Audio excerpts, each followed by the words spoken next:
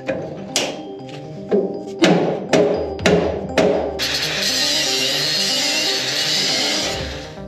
guys, welcome back to the channel.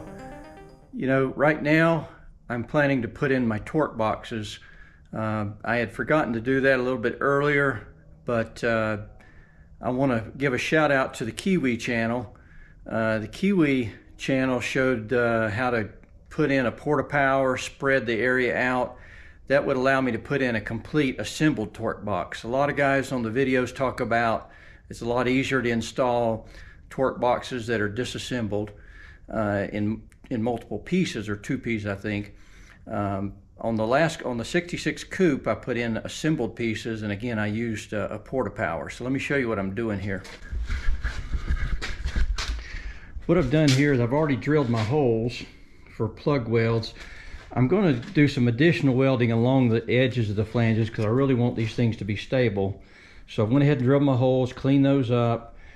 Because the inside, you know, is inaccessible once you weld this thing in, I went ahead and cleaned this up with acetone and cleaned it up and put some black primer in here. This is some rust encapsulator that I use.